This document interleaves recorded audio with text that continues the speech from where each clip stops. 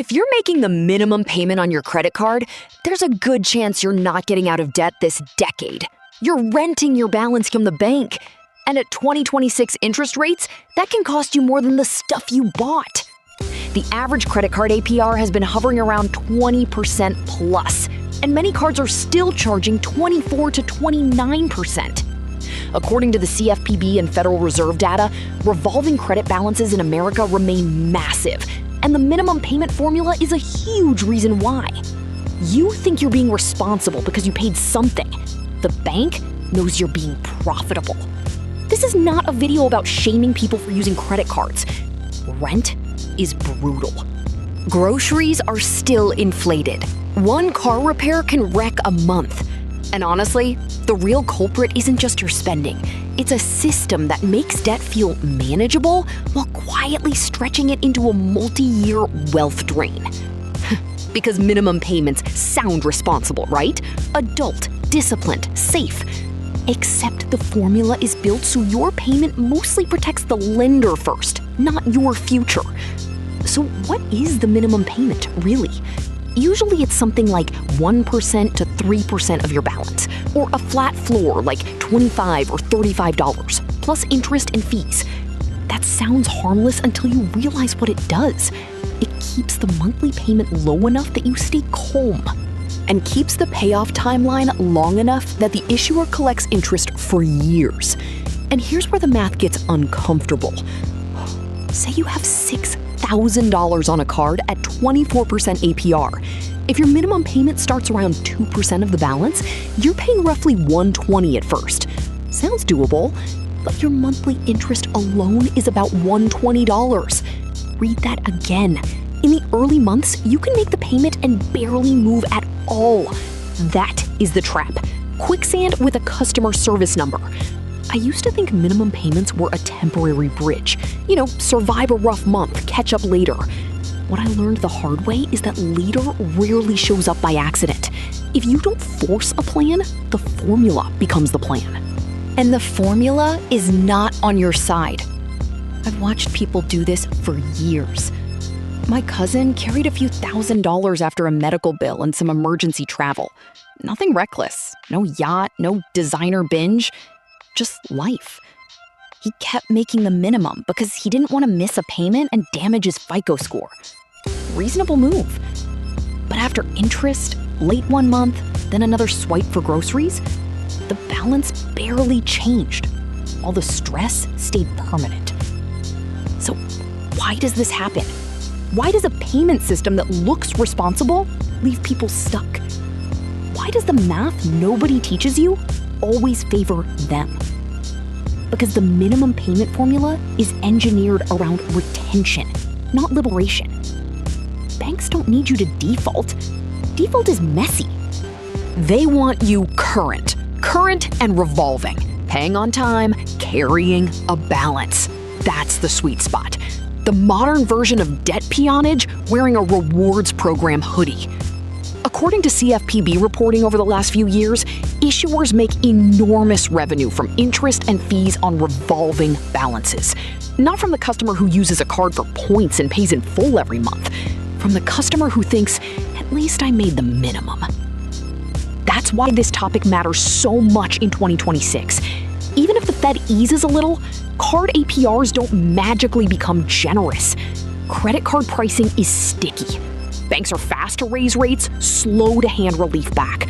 So while people hear rates may be coming down, their statement still looks like a hostage note. This is the paradigm shift I need you to see. The problem is not only the debt itself, it's the speed at which the formula allows you to escape. Poor way versus rich way isn't about morality. It's about how fast your money stops leaking. The poor way is minimum payment thinking. Keep the account alive, reduce pain today, let tomorrow absorb the cost. That's like trying to fill a bucket with a hole in the bottom. Every dollar you pour in leaks through interest first. The rich way is cash flow control. Stop new swipes, attack principal aggressively, then redirect that freed up payment into assets. Same income, different sequence, different life. And this is the part most people miss. The minimum payment doesn't just cost interest, it steals investing years. That's the beyond the obvious damage. If you overpay by $200 a month and kill a balance in 2 years instead of dragging it for 10, that payment doesn't disappear. It becomes investable cash flow. Put that $200 into a Roth IRA invested in a low-cost S&P 500 index fund like VOO or VTI, and at an 8% long-term average assumption, those early years can snowball into tens of thousands of dollars, maybe 6 figures over a working lifetime. So the real cost of minimum payments is not just what you pay the bank, it's what your future self never gets to own. Stick with me, because the next number is going to make you angry. Let's run a cleaner example.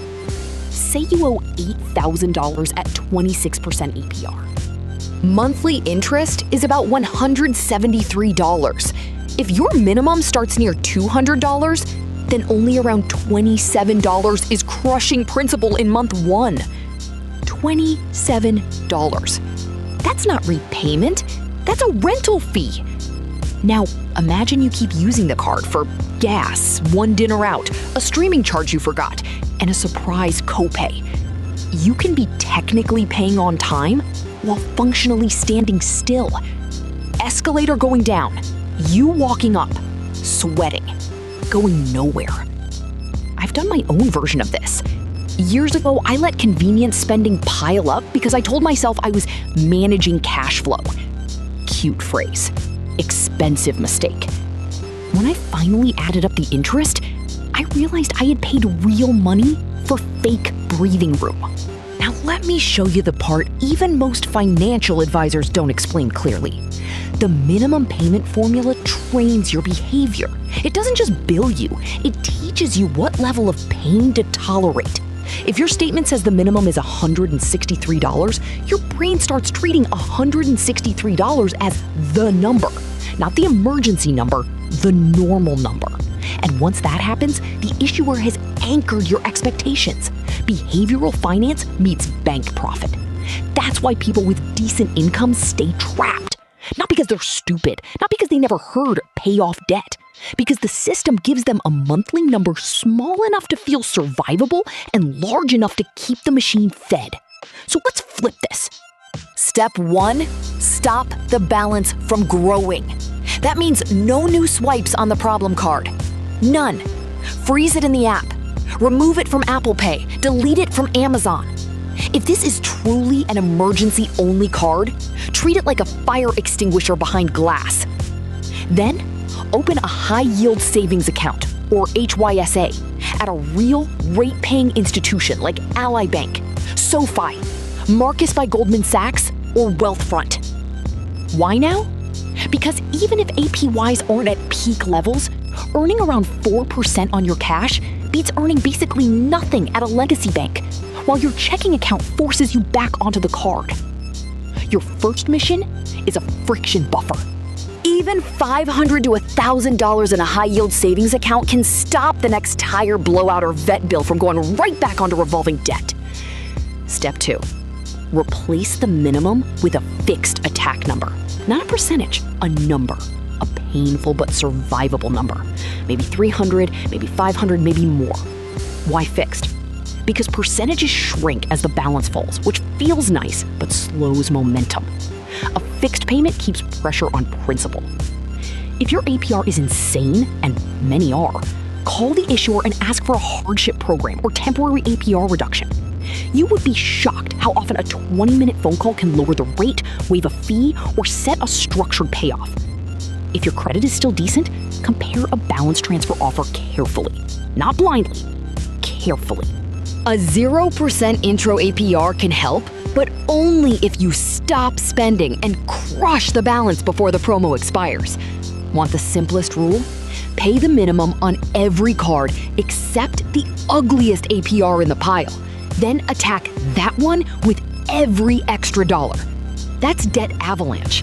It saves the most interest mathematically. If you need emotional momentum more than math, debt snowball is fine. But minimum only across the board? That's That's just slow surrender. And yes, keep making on-time payments. Your payment history matters for your FICO score. But don't worship the score while your net worth bleeds out. A good score with permanent credit card debt is like having nice abs while your house is on fire. Step 3. Redirect the freed payment the second the debt dies. This is where people relapse. They pay off the card, feel lighter, then absorb the extra cash into restaurants, upgrades, subscriptions, and lifestyle inflation. Down escalator again. Instead, automate the exact same payment into wealth-building accounts. If you have a 401k match, grab the full employer match first. That's free money.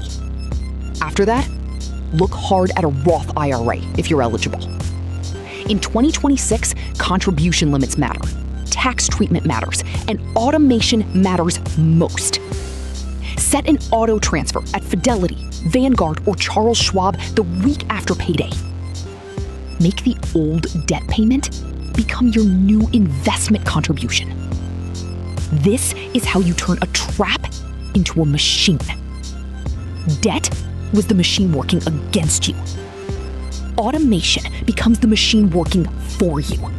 Morningstar and long-run market data have shown again and again that low-cost, diversified index investing beats most people's attempts to outsmart the market. You do not need meme stocks. You need consistency, a broad fund, time. Boring wins. And if you want one more layer of protection, audit your monthly leaks. Streaming services, food delivery, buy now, pay later leftovers, unused memberships. According to consumer spending data and plenty of budgeting app reports, people underestimate recurring charges constantly. Cut 3 leaks, and that's another $80 to $150 a month that can hit principal. Let me give you the reality check. Minimum payments are not neutral. They are not a harmless default. They are a wealth delay device. They keep your present barely stable by selling off your future in tiny, invisible pieces. So if you've been making the minimum, I don't want shame from you. I want a decision. Today. Freeze the card. Build the buffer. Pick the fixed number. Attack the principal. Then automate the transfer into your Roth IRA, 401k, or HYSA once the balance is dead. Because this isn't about getting rich overnight. It's about not staying broke for 30 years over stuff you barely remember buying. Be honest with me. What's your guess for the average credit card APR in 2026? Drop your number in the comments before you check it. You made it this far. You're in the top 10% of viewers. Hit that like. It's earned. Subscribe and hit the bell. Tax deadlines don't wait, and you don't want to miss the alerts. This channel is built to help millennials and Gen Z stop leaking money and start building wealth that actually lasts. Minimum payments keep you alive on paper. Wealth gets built when you stop surviving the statement and start attacking the system behind it.